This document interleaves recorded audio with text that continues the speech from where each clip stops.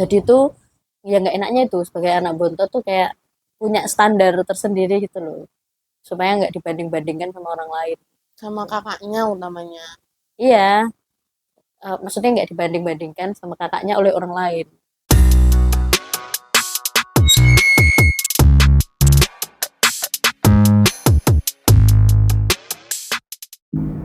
Hai semua, saya Fani. Dan saya Ardit, Kami berdua adalah pendeta. dan kami pasangan suami istri. Dan di podcast ini kami akan banyak berbincang tentang opini kami yang tidak selalu sama. Selamat mendengarkan. Selamat datang di podcast Jejak Karya. Kali ini kita dengan wajah yang berbeda, karena biasanya di podcast ini hanya ada aku dan suamiku, tapi kali ini dia adalah adik kandungku satu-satunya. Namanya, silahkan diperkenalkan sendiri ya. Ya, perkenalkan nama saya Nafasya Frenaleta Krisdiantari. Kami tuh punya inisial nama yang sama, persis. Betul, Natasha, Nafasya Fanani, Frenaleta Krisdiana. Krisdiantari. Jadi inisial kami itu N, V, C. Jadi sama. Jadi ya jadi itulah kami dua bersaudara. Memang cuma berdua. Tapi enggak, sebenarnya kita tidak hanya berdua. Berberapa tuh? 3 harusnya kami itu. Ya, Jadi mama itu harusnya anak pertama itu laki-laki tapi keguguran. Kemudian aku, kemudian si bontot. Jadi aku harusnya anak tengah. harusnya. Harusnya aku anak tengah. Harusnya aku tuh punya kakak cowok. Kayaknya seru banget dia punya kakak cowok. Bagaimana yang punya kakak cowok mungkin bisa Kayaknya tulis mungkin di komen. akan ada sosok yang mengayomi gitu loh. Tapi sayangnya itu hanya mimpi karena akhirnya cuman kami berdua yang bertahan di dunia ini. Jadi kami cuma berdua. Ini adalah saudara serahim. Aku yang pertama dan dia yang terakhir. Tidak mirip bukan? Iya. Aku nggak tahu apakah kita mirip. Apakah kita mirip selain namanya yang mirip gitu. Ada 2 sih, Kak. Tapi kalau menurut kata orang kita tidak mirip ya. Nggak mirip, nggak usah kata orang, kata aku pun nggak mirip sih. Oh, jadi aku itu katanya lebih condong kemiripannya itu ke keluarganya mama. Ini secara fisik ya gitu. Jadi ke keluarganya mama. Nah, kalau dia itu ke keluarganya papa yang khususnya keluarga Jogja. Ya, kali. Ya pokoknya gitulah, dia tuh lebih mirip ke keluarganya papa begitu, termasuk bentuk wajahnya. Kalau aku lebih ke keluarganya mama. Katanya ya, katanya. Ini podcast banyak katanya ya. Ya, Katanya, kan bisa jadi kata katanya. penonton berbeda. Mungkin kata penonton kita mirip banget. Kayak kembar, Kak. Enggak sih. Enggak sih sebenarnya. Itu tuh sangat berbeda. Dari rambut itu sudah berbeda. Aku lurus. Bisa Dia dilihat. bergelombang. Warna kulit kami coba tolong tangannya. Gosong sih sebetulnya. Nah, jadi aku lebih si sawo matang. Semoga nggak sawo busuk ya. Dia lebih yellow. Seperti bajunya. Ya itulah makanya kami berbeda ya. Sakit kuning dong, Kak, saya kalau kayak bajunya. Ya, begitulah. Kami berbeda secara fisik. Terus apa lagi ya bedanya? Berbeda pemikiran. Berbeda pemikiran itu juga salah satu perbedaan kami. Sering nggak beda pemikiran? Sering. Sering ya. Sering banget. Sering banget. Apakah kita selalu rukun? Enggak juga. Kita tidak. Enggak. Kita sering beda pendapat. Tapi rukun aja. Rukun aja, nggak rukun banget sih. Nggak rukun banget tapi ngapa-ngapain berdua. sampai aku pengen itu Agus Hari ini selama dia belum berproses di gereja mana-mana, itu sering ikut aku Setia menemani aku tuh. Aku tuh setia orang. tuh kan. Jadi kadang aku PA, dia ikut ngintilan emang. Enggak. Sebenarnya aku yang meminta dia ikut, aku suka ditemani. Itu klarifikasi. Ya, jadi aku kalau PA terus dia lagi kosong, aku minta dia temani. Yo PA yo gitu. Terus kalau misalnya tiba-tiba ada pelayanan seripah pun aku ngajak dia kayak yo ikut yo. Jadi kami itu jadi selalu kelihatan berdua gitu. Dari kecil pun juga gitu ya. Betul. Pakai baju kembar pun sampai segede ini kita punya banyak sekali baju kembar. Sampai segede ini kami punya banyak baju kembar. Kenapa? Karena emang itu yang menjahit adalah Mama. mama. Jadi kami tuh anak mama. Dan ukuran kami itu 11-12 gitu. Jadi kayak ukuran Aku bajunya 11, tuh kamu mirip-mirip. 12. 11-200. Saya 11 kamu 200. Ya, jadi banyak baju kembar kami sampai segede Iya. ini. Jadi mama tuh suka beli kain lebar gitu. Terus Terus dijahit. dijahit, dipotong dengan ukuran yang sama. Jadi kalau Bapak Ibu Saudara melihat saya pakai suatu baju atau kakak saya pakai suatu baju, Terus samaan. samaan. Ya memang kami punya kembar banyak. Punya kembar banyak, Hijau ada, biru ada, coklat ada, putih coklat ada. pokoknya warna Magic Binio wes. Jadi kembar itu tidak hanya berlaku untuk anak-anak kecil-kecil, Enggak, sampai kita seusia 20-an ini pun masih sering kembar. kita masih dikasih baju kembar. Gitu. Dan juga kayaknya semua bajunya memang punya kamu itu ya sama dengan punya aku gitu ya. Oh ya itu. Jadi kami diajarkan sama orang tua kami untuk berbaginya itu cukup ekstrim ya. Jadi bajunya dia aku boleh pakai. Bajuku dia boleh pakai. Semuanya. Ini contohnya lagi dipakai ini. Oh iya itu bajuku ya tuh kan sampai tidak sadar kalau ini kaosku. Jadi kepunyaanku adalah kepunyaan dia adalah kepunyaanku. Itu yang diajarkan orang tua kami. Dalam hal baju utamanya karena ukurannya sama. Baju, Kalau sepatu nggak bisa kan ukurannya beda. buku. Kami Buku. kuliahnya sama. Buku juga milik bersama. Betul. Jadi kalau sekarang ditanya saya ada buku ini nggak? Belum tentu ada. Karena kadang-kadang bukunya di sini, akunya di lain tempat kayak gitu. Terus rak itu juga jadi satu, bukunya di sini. Jadi kalau Satu. misalnya ada teman yang nanya mau pinjam buku gitu, kadang-kadang lengkap banget ada bukunya gitu. Kadang-kadang juga nggak ada gitu. Itu adalah plus minus kalau saudara kuliahnya di satu bidang yang sama. Yes. Oh ada yang kami tuh berbeda. Yang nggak bisa pinjam-pinjaman. Apa? Sepatu. Betul, karena kita beda ukuran. Beda ukuran. Dia kan ukurannya lebih mini ya. Ya. Aku lebih jumbo. Nah, kalau untuk kaki kayaknya kita kebalikan. Aku ngikutnya lebih ke mama, kamu ngikutnya lebih Oh ke iya papa. benar-benar. Jadi ukuran sepatunya tuh kalau aku Size kecil. kaki. Jadi Kalau- kakiku besar kayak papa. Kakinya dia mini kayak mama. Ya ini adalah suasana ketika kami sedang akur. Bisa duduk bersama. Kalau tidak akur gimana tuh, Kak? Ada kalanya kami berbeda pemikiran. Paling parahnya tuh kami pernah nggak ngomong tuh mungkin sebulan ya. Sebulan sih, sebulan paling Sebulan lama. karena kami beda pendapat waktu itu parah sekali lah pokoknya. Tapi yo balik meneh, piye? Balik lagi. Ini saudara serahim ibu dan ya bagaimanapun bedanya kita ya tetap saudara. Meskipun balik laginya pun juga lupa gimana caranya. Ya, kayak berjalan begitu saja. Kangen kali kamu. Enggak sih. Sebetulnya pas itu banyak dorongan dari mama. Gitu, untuk kayak Oh, jadi mama itu ketika kami beda pendapat dan waktu itu paling parah sebulan ya.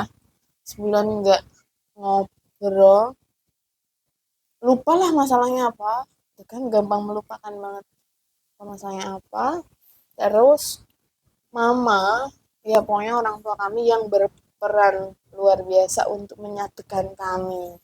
Betul. Pokoknya memang prinsipnya mama papa itu kami harus rukun sampai tuwek ngono lah pokoknya. Sampai tua. Tolong jangan. Ini bukan konten dangdutan ya. Style beda. Style juga beda sih. Style juga beda. Dia itu lebih agak sedikit lebih tomboy, lebih maskulin dikit. Bener? Tuh. Aku lebih feminin. Aku lebih centil, dia lebih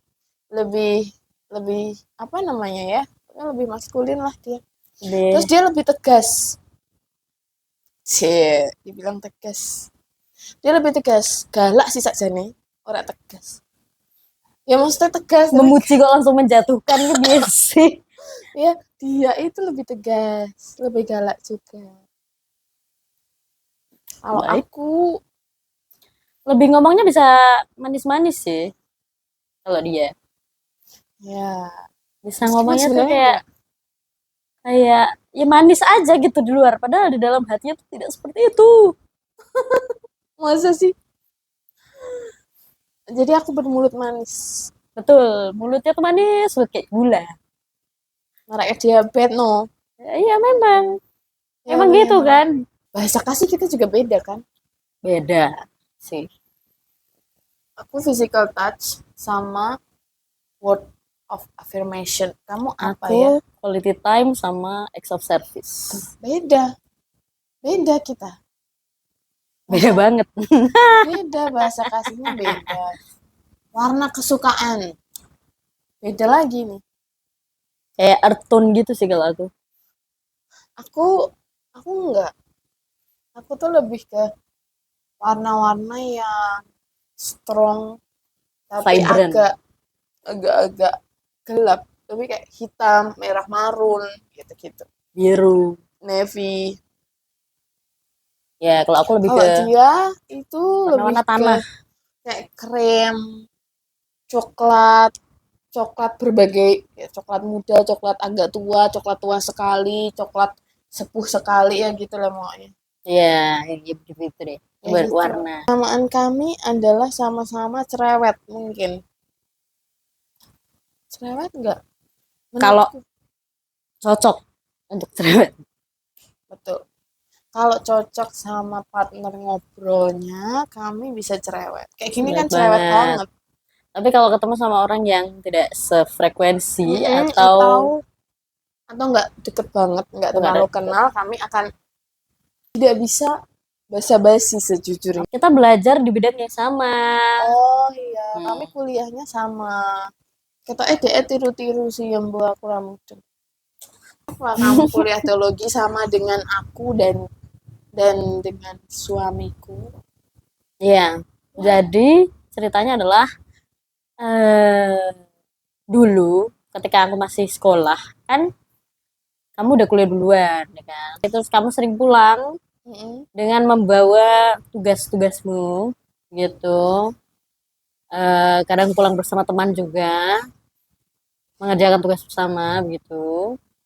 Nah, dari topik-topik yang kalau kamu ngerjain tugas kan berdiskusi ya, atau kadang-kadang yang ngetik-ngetik apa gitu. Kadang-kadang juga tanya-tanya aku sebagai orang awam yang saat itu belum belajar teologi sama sekali. Dan kamu tertarik. Ya, terus aku tertarik aja gitu kayak eh, menarik nih topiknya gitu kayak yang selama ini tuh eh, sempet gatel-gatel ada di otak gitu, terpikirkan di otak. Cuman aku tidak bisa menjawab gitu. Ternyata dibahas gitu ketika aku kuliah. Ya udah, ketika SMA mau lulus saatnya memilih jurusan. Tapi ya udah, yakin aja gitu tes teologi, tes beasiswa ke sinode, terus tes teologi di UKDW gitu. Dan ngotot banget di UKDW. Jadi pas tes beasiswa itu ditanya mau tes teologi di mana? UKDW. Aku menjawab dengan yakin UKDW. Tuh. Kalau nggak lolos, UKDW. UKDW lagi, dicoba lagi. Kan ada 3 gelombang, Pak, gitu. Terus kalau nggak lolos lagi, kan cuma 2 kali kesempatan ya. Tahun berikutnya. Tahun berikutnya kayak gitu. Fanatik banget. Sempat menjadi fakultas Universitas teologi di terbaik. Asia Tenggara. Ya, itu. Aku yakin ratingnya bagus, akreditasi bagus, terus juga terbukti kakakku kuliah di situ juga, lulusan di situ juga banyak yang bagus. Jadi aku memutuskan untuk saat itu kuat banget pengen ke UKDW. Dan tes gelombang 1 gagal, coba lagi gelombang 2 masuk. Ya udah, kuliah, kuliah, kuliah. Jadi kalau misalnya proses di gereja ditanya kenapa kuliah teologi, murni karena kekepoan itu tadi, karena pengen belajar, penasaran akan topik-topik yang dibahas. Kayaknya itu yang paling menarik dari antara jurusan-jurusan yang pernah aku baca di deretan jurusan itu gitu. Nyesel nggak kuliah teologi? Enggak sih, aku senang banget, malah aku bersyukur sekali kuliah teologi. Aku tidak merasa salah jurusan, aku merasa sangat senang. Banyak sekali topik-topik yang membuka wawasan, Betul. membuat kita jadi bisa berpikir out of the box gitu. Keren lah gitu loh, banyak membuka pikiran gitu. Ya aku tidak menyesal. Tidak menyesal. Aku juga nggak menyesal kuliah teologi di Duta Wacana, karena itu yang membentuk karakterku sampai jadi Fani yang sekarang. Sorbum. Mungkin sorbum. Mungkin kalau aku nggak kuliah teologi di Duta Wacana, mungkin aku tidak menjadi Fani yang saat ini. Betul. Berperan dalam pengubahan Banyak karakter, dalam wawasan itu oke banget. Benar-benar membentuk. Iya, jadi aku tidak menyesal. Aku bersyukur banget. Bersyukur banget. Gitu. Meskipun ya, ketika jadi anak teologi itu sebenarnya kemudian agak terasing dari teman-teman yang yang bukan teman kampus gitu loh, ngerti nggak? Kayak setelah masuk teologi terus kayak teman-teman komunitas di luar teologi, komunitasku yang lain di luar teologi, terus habis itu teman-teman SMA dan lain sebagainya tuh memang jadi agak jadi beda circle. Betul. Itu yang sedikit disesali, karena kemudian orang itu kadang melihatnya kalau kuliah teologi tuh kadang dianggapnya tuh wah jadi pendeta wah orang-orangnya tuh suci banget, Bersih, lurus banget, nggak bernoda, nggak asing, nggak bisa diajak main kayak gitu. Akhirnya teman-teman yang bukan satu kampus gitu, teman-teman pada apa ya, nggak pergi juga sih, hanya kayak merenggang sedikit begitu. Kayak Fani saya wes itu kayak gitu, padahal enggak. Tapi kalau itu utamanya aku rasakan memang kepada teman-teman sekolah. Nah, buat teman-teman sekolahku yang melihat, kalian bisa lihat lah aku sekarang. Tidak seperti itu. Jadi kalau mereka pandangannya banyak seperti masih itu. Soalnya masih ada yang berpikir kalau kuliah teologi itu udah bayangannya tuh kita kayak bersih, suci, tak bernoda, orang-orang kudus. Padahal enggak. Kita masih bisa nongkrong, kita masih bisa nyantai lah dalam banyak hal gitu. Aku pun merasakan itu kalau di antara teman-teman sekolah. Iya kan? Gitu. Terus kadang orang mau ngomong sama kita tuh jadi canggung. Iya, padahal dulu pas sekolah nggak kayak gitu. Padahal waktu sekolah nggak kayak gitu. Terus sekarang setelah kuliah teologi kayak saya kuliah teologi harap jadi pendeta gitu. Waktu aku belum jadi pendeta. Sekarang tambah lagi, setelah jadi pendeta semakin kayak pandangannya kayak wih orang suci banget nih bos gitu. Padahal nah itu masih bisa diajak ngobrol kok, masih bisa diajak ngobrol, nongkrong. Kami tuh bukan alien. Betul. Dan kami nggak semenakutkan itu. Kami masih bisa diajak ngobrol, kami masih bisa diajak nongkrong, kami masih bisa diajak main. Bulan yang lalu aku kumpul lah sama teman-teman SMA aku. Kebetulan ada satu teman SMA yang lahiran, terus kami berkunjung kan. Lah mereka ki meh gibah, jadi pokoknya ada temen lah cewek kami menjenguk bayi. Terus habis itu mereka tuh meh gibah, meh apa sih rasan-rasan gitu loh, meh julid. Seneng Ya rasan-rasan. memang kami dari SMA ya memang biasa seperti itu kan, cerita-cerita ngalor ngidul. Waktu itu aku ada di situ kan. Terus kayak mereka gibah gitu udah asik sehari. Tiba-tiba mereka ingat kalau aku sekarang sudah jadi pendeta. Terus kayak terus ojo gibah iki anak pendeta gitu. Kan jadi nggak enak ya. Lanjut no. Santai aja. Asal Dianggapnya tuh tidak lagi asik gitu loh. Begitu.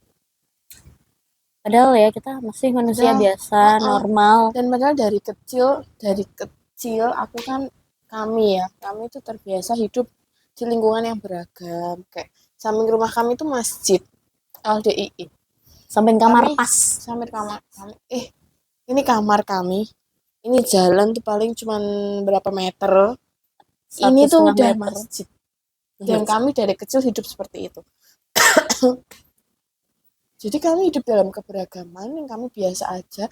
Kami waktu kecil juga kadang main di masjid, lari-larian di dalam masjid. Itu biasa. Bahkan ketika kami masih kecil, kadang kalau Idul Adha, inget nggak? Nonton.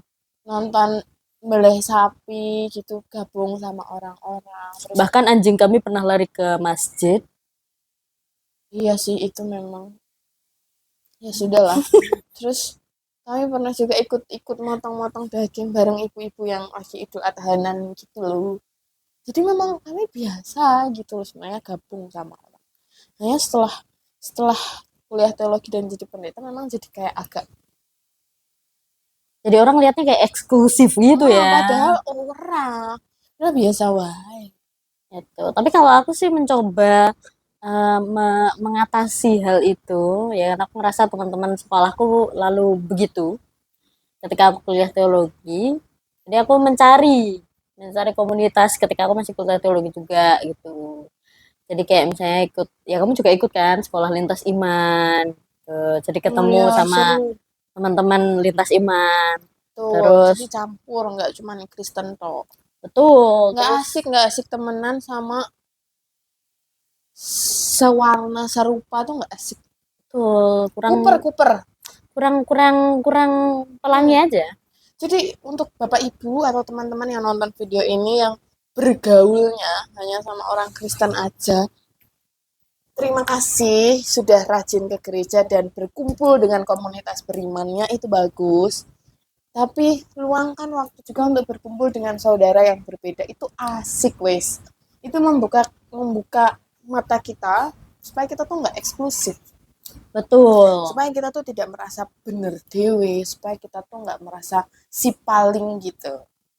Jadi Sebenarnya akhirnya kumpul. nggak jadi pick me. Pick me. Nah kami sama-sama ikut SLI Sekolah Lintas Iman itu. Kenapa? Karena ya biar ketemu. Ya biar kami tuh ketemu sama saudara yang muslim. Biar kami tuh ketemu sama teman-teman rater. Biar kami tuh ketemu sama yang Hindu lah, yang Buddha, ya macam-macam. Terus belajar ke Ternyata tempat asik. ibadah mereka, itu asik banget ngobrol soal kayak kita punya konsep A nih, ternyata mereka juga punya konsep A, nyambung. Atau kadang juga nggak nyambung, kadang memang beda. Nggak apa-apa tapi Nggak kan apa-apa gitu. gitu. Terus juga aku mencari solusi dari pandangan eksklusif itu tadi. Ya selain ikut SLI itu tadi sekolah lintas iman, juga ikut komunitas-komunitas yang lain kayak gitu. Jadi bertemu dari orang-orang yang di luar orang-orang teologi. Kalau SLI kan kita kan ketemunya sama yang fakultasnya juga sama, gitu. Sama teologi. Jadi berbagai agama gitu kan. Nah, aku ternyata masih kurang puas gitu. Jadi aku mencari komunitas lagi di luar orang-orang teologi. Itu Dan saya itu seru. komunitas perempuan Ya, dan macam-macam. komunitas lintas iman yang lainnya yang lebih luas daripada itu tadi gitu. Asik banget. Asik, jadi nggak kuper. asik banget. Ide yang bagus. Terus nanti kegiatannya itu kita banyak mengudara prasangka gitu-gitu loh.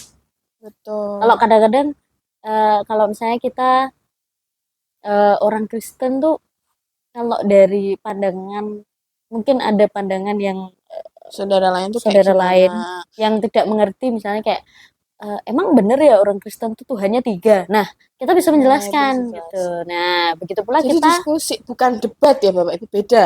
Nah ini nih, jadi gini, jemaat di gereja itu sering banget nonton video debat di YouTube.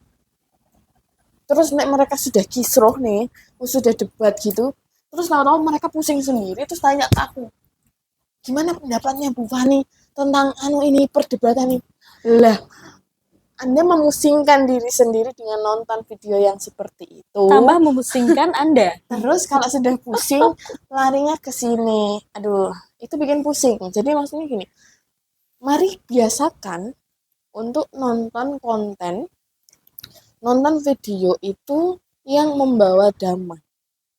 Tontonlah kontennya forum kebersamaan umat beragama. Tontonlah apa gitu. Yang memang adem. Supaya yang kita lihat itu yang adem-adem. Karena di YouTube banyak tuh yang ngadu-ngadu gitu. Dan provokatif ya.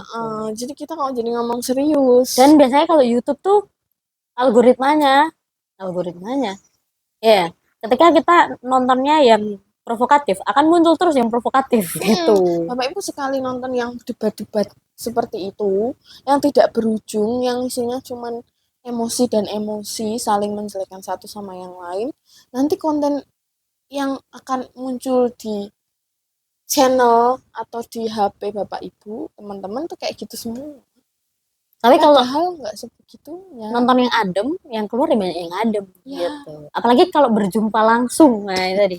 Pengalaman berjumpa langsung itu lebih asik lagi. Berjumpa dengan teman yang berbeda, Iya. minum bareng, maksudnya ngopi bareng. Saya ralat ya.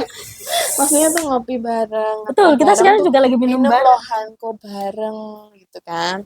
Duduk bersama makan arem-arem tuh adem banget. Gak ada tuh orang kita saling menghina agama tuh no. Ada. Diskusi adem gitu kayak, bener nggak sih agamamu tuh begini? Oh nggak bener ya. Oh ya ampun maaf ya aku nggak Maaf ngerti. ya. Nah, jadi mengudar prasangka tuh enak banget. Jadi plong setelah itu. Jadi plong. Tadi bahas apa ya kok sampai ke perkara serius seperti ini?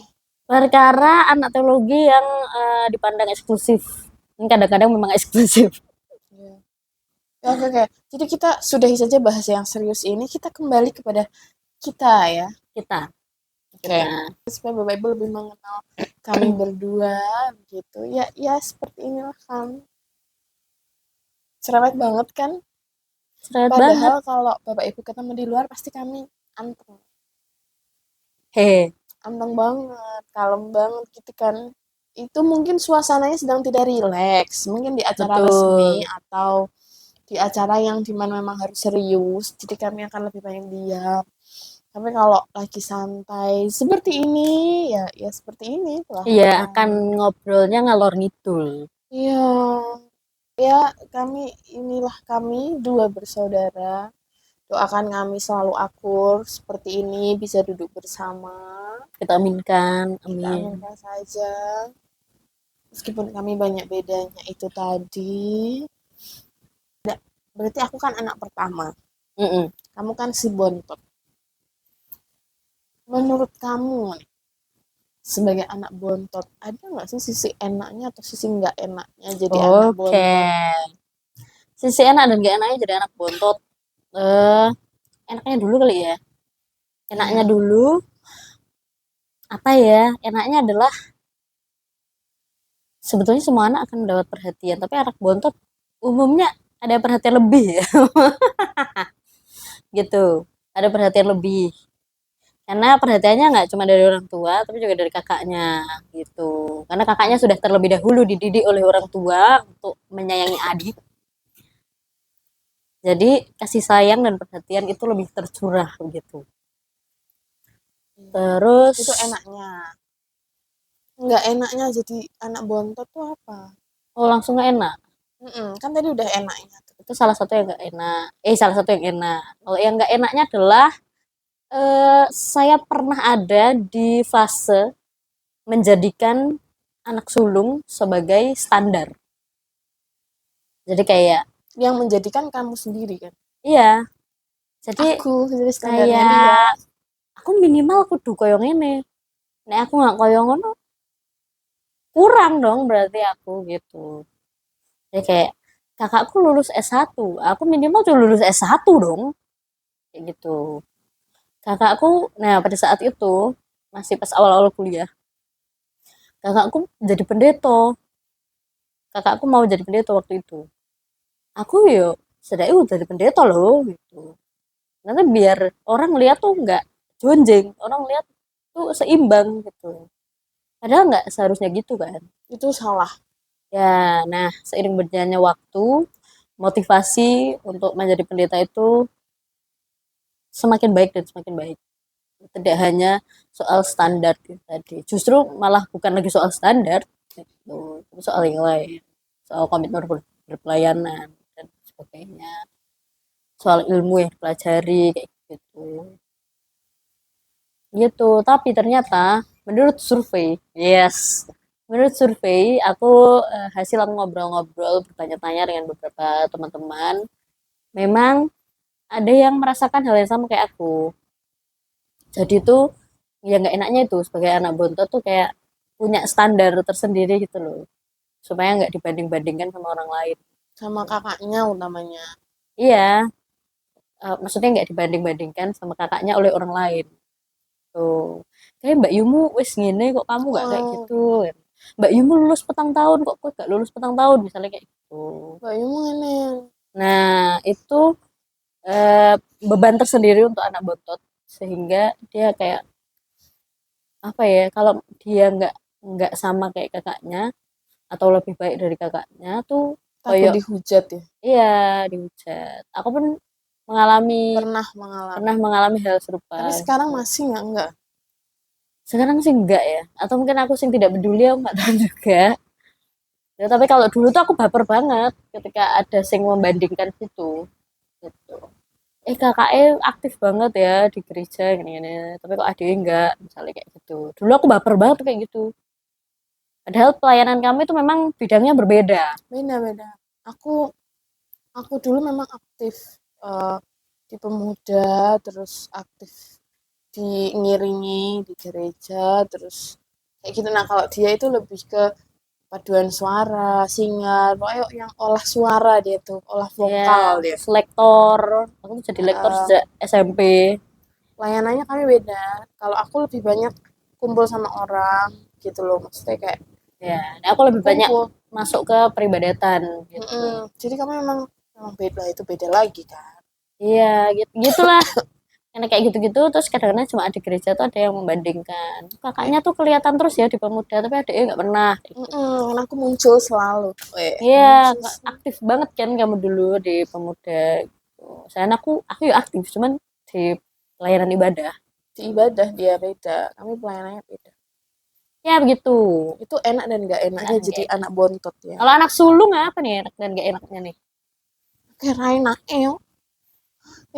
ya udah saya mencoba untuk mengatakan ya enaknya adalah Banyak kalau semut. tadi si bontot itu kan karena kakaknya jadi standar.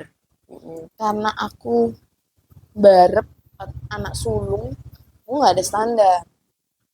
Jadi akulah standarnya. Kamu yang Jadi membentuk standar itu. diriku sendiri adalah standarnya. Jadi enaknya adalah aku nggak ada yang di atas kakakku tuh, aku nggak ada. Jadi ya aku harus lakukan yang terbaik meskipun nggak ada standarnya. Jadi aku sendiri yang menentukan. Itu enaknya. Begitu. Gak enaknya. Nggak enaknya adalah karena aku adalah kakak. Sedari kecil mama papa sudah mendidik aku,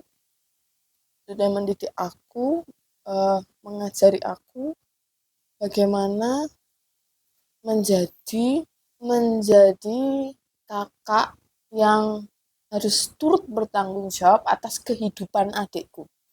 Mhm. Jadi kayak gini, Nanti kalau papa mama nggak ada, berarti orang tuanya Sasa tuh kamu, gitu. Ya turut bertanggung jawab Heeh. mengemban tugas yang besar. Jadi kayak kalau papa mama nggak ada, Sasa itu tanggung jawabmu, aku gitu. Atau misalnya ketika dia kuliah di Jogja dan aku masih di Jogja, kayak ya Sasa di Jogja itu tanggung jawabku, kayak gitu-gitu. Pergaulannya lah, makannya lah, semuanya gitu. Terus ketika tulang punggung nah, ketika papa mama kemudian sudah menua, ya berarti siapa tulang punggungnya? Ya siapa lagi? Ya Anda. Iya, karena kayak dia masih tulang muda, dia kriuk-kriuk. Wangrang. Iya, jadi ya ketika mama papa misalnya sudah bertulang tua, sudah rapuh, terus dia tulangnya masih muda, terus aku punya angan yang tulangnya masih empuk banget. Jadi siapa tulang punggungnya? Ya aku. Jadi tanggung jawab yang cukup besar gitu. Nggak enaknya jadi anak pertama tuh itu. Salah satu contoh enak gak enak jadi anak sulung maupun jadi anak bontot. Ya. Kadang ketika lelah jadi anak pertama, aku tuh selalu membayangkan andai kakakku yang cowok itu tidak meninggal karena keguguran, karena mama keguguran. Andai aku selalu ingin, aduh enak banget nih kayaknya punya kakak cowok. Aku Enak banget. aku kepikiran punya kakak cowok ketika aku berantem sama kamu. Bayangan kamu pastikan Jadi kayak akan ada penengah. ya akan ada penengah terus saya juga kayak pasti kalau kakakku ada kakak yang cowok tuh nggak sejerewet ini nih, nggak seikut campur ini nih kayak gitu. Ya karena kan yang tanggung jawab dia jadinya, bukan gue. Gitu. Jadi kadang-kadang kalau pas kita lagi berantem tuh ya, kadang-kadang aku teringat wah kalau aku sebenarnya punya kakak cowok asik kali ya gitu. Tapi aku punya kakak cowok sekarang, Mas Adit gitu. Iya. Jadi Ya. kayak ada posisi kakak cowok tuh apa ya? Nggak terlalu ribet, nggak yang ikut campur. Ya sebenarnya dia nggak ngapa-ngapain sih, diem doang. Gitu. Cuman dengan dia tidak ikut campur dan tidak ngapa-ngapain itu sudah apa ya? Memberikan suasana yang baik gitu loh. Gitu. Ya, begitu. Jadi memang aku cerewet dan suka ikut campur urusannya dia. Iya, Yang kakak yang perempuan lah ya gitu. anak perempuan dan aku anak pertama itu tadi loh. Jadi gini, kenapa kok cerewet dan banyak mencampuri urusannya dia? Terutama untuk urusan penting ya. Kalau yang nggak penting biasanya sih aku membiarkan dia mengambil jalannya sendiri. Tapi kalau untuk sesuatu yang penting itu biasanya memang turut mengarah-ngarahkan. Nah, itu yang mungkin dia nggak suka. Nah, kenapa kok aku bisa seperti itu? Karena tadi tanggung jawab. Bayangkan Bapak Ibu teman-teman Anda di posisi saya. Karena ada tanggung jawab itu makanya jadi sepeduli itu. Karena ya itu tadi kayak masa mau nggak peduli? Itulah ya. Itulah. Betul, karena misalnya aku memahami posisi itu, aku memahami posisi itu. Cuman kalau dari sudut pandang anak bontot ini adalah, ya aku tidak selalu anak kecil gitu kan. Kita sudah sama-sama dewasa juga. Dia bisa memilih jalan sendiri. Betul, kita udah punya pilihan sendiri. Kadang-kadang kita udah punya rancangan atau rencana sendiri ke depannya mau gimana, aku mau ngapain kayak gitu-gitu. Jadi kalau misalnya terlalu diarahkan itu juga kayak nggak nyaman ya gitu. Kayak aku tuh punya rencana sendiri untuk hidupku gitu. Oh ya, ya itu yang bikin kita jadi sebulan waktu itu. Oh ya, kita bikin kita diem-diem sebulan waktu itu karena itu. Karena aku terlalu peduli dan jadinya sangat cerewet dan mengarahkan dia, dianya nggak mau waktu itu kayak gitu. Betul, karena aku sudah punya rencana sendiri. Nah, sekarang kami sudah bertobat Jadi aku menahan diri. Jadi misalnya aku melihat dia mau mengambil pilihan. Kalau dulu aku akan langsung kayak, ah, awas jangan ke situ, awas jangan ini nanti begini, nanti kamu kesini aja kayak gitu kan. Itu dulu. Nah sekarang setelah kami berbeda pendapat waktu itu, aku belajarnya sekarang begini kayak dia sudah dewasa, dia bisa memilih pilihannya sendiri. eh Ya udah biarin aja dia milih sendiri. Tugasku adalah menemani aja. Kalaupun aku nggak setuju dengan pilihan yang dia pilih, aku kalau dulu aku akan langsung ngomong jangan, aku nggak setuju. Kalau sekarang aku akan biarin aja meskipun aku nggak setuju. Nanti toh kalau misalnya aku sudah punya praduga, oh nanti akan terjadi ini nih kalau dia pilih jalan itu ya, biarin aja. Betul. Jadi kayak Jadi nanti kan dia belajar sendiri dari apa yang dia pilih itu. iya, dan memang itulah yang dimau. Jadi kalau aku tuh gini, kalau aku tuh prinsipnya adalah jatuh tuh nggak apa-apa. Gitu. Nah kalau aku dulu itu jangan sampai dia jatuh. Nah, padahal aku nih tuh kayak aku tuh jatuh nggak apa-apa gitu. Justru dengan Ah, jatuh itu aku mengevaluasi diri, aku punya pembelajaran yang baru kayak gitu. bener. Nah, Jadi ojo ketika aku misalnya gini, ketika aku main naik sepeda, aku meh meh meh ngebut gitu. Misalnya aku belajar naik sepeda, aku meh ngebut, biarkan aja. Nanti nek aku jatuh kan aku tahu sendiri gitu. dia belajar dari pengalaman. Itu. Tapi aku yang Tapi dulu nggak gitu. jiwa Jadi, kakak sulung ini eh, kayak mau gini. gondeli pite gitu loh, supaya nggak Jadi jatuh. karena ini analoginya naik sepeda ya, naik sepeda atau Mm-mm. sepeda motor ya. Jadi aku sudah lebih punya pengalaman lebih dulu tentang naik motor. Dan aku wis babak bundas ya, kalau yang Jawa pasti tahu. Babak bundas tuh aku udah luka di mana-mana karena pengalamanku naik motor itu. Dan aku tuh kayak pengennya tuh dia tak bungkus gitu loh. Jangan sampai lecet setitik pun.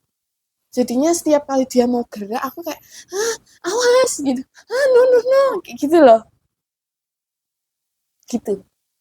Tapi sekarang ya sudah. Padahal dengan aku di bubble wrap itu kan bisa jadi aku kekurangan suatu pengalaman gitu. Malah bahaya. Jadi makanya maunya aku jarno ae gitu. Kalau gini, kamu Kalaupun memberi salah atau arahan apa, boleh gitu. Kalau tadi kamu kan lebih kepada kalau sekarang evaluasinya adalah menahan diri, nah aku adalah oke tak terima saranmu. Hanya aku juga punya pilihan atas saran-saran itu. Jadi memang aku nggak cocok dengan saran itu dan aku memang sudah punya rencana lain, ya wes gitu. Dan begitu. aku pun juga percaya bahwa hidup ini tuh konsekuen. Apa yang aku Ya, pilih tuh ada konsekuensi ini. Kalau misalnya pun tadi aku belajar naik sepeda misalnya ya, belajar naik sepeda, terus aku ngebut, terus aku jatuh. Ya itu konsekuensi daripada aku ngebut. Gitu. Jadi nggak apa-apa. Menerima, ya memang ada konsekuensi nih dari setiap apa yang aku pilih. Gitu. Jadi nggak apa-apa banget. ini analogi ya Bapak Ibu, bukan tentang naik motor ini semua tadi. Betul, analogi. Analogi ya. Jadi ya begitulah, karena aku merasa jadi anak pertama, merasa punya tanggung jawab untuk melanjutkan apa ya, tugas tanggung jawabnya orang tua aku. Karena orang tua sudah mulai menua, jadi jadinya kayak gitu. Nah ini biarlah menjadi pembelajaran, jadi kita dengan terbuka sharing tentang kita, bahwa saudara tuh bisa jadi beda pendapat kayak gitu. Pembelajaran untuk para kakak-kakak, terutama untuk anak perempuan pertama yang punya adik. Biarkanlah adikmu memilih jalannya sendiri. Pembelajaran Walaupun untuk para adik-adik yang bontot bahwa kakakmu punya suatu sudut pandang yang juga harus kamu mengerti. Gitu, dengarkan dan pertimbangkan baik-baik. Gitu. semoga ada yang berguna dari omongan kita. Kayaknya nggak ada sih. Jadi Anda membuang waktu nonton video ini kayaknya. Oke, terima kasih. Sampai ketemu di video-video podcast Jejak Karya berikutnya.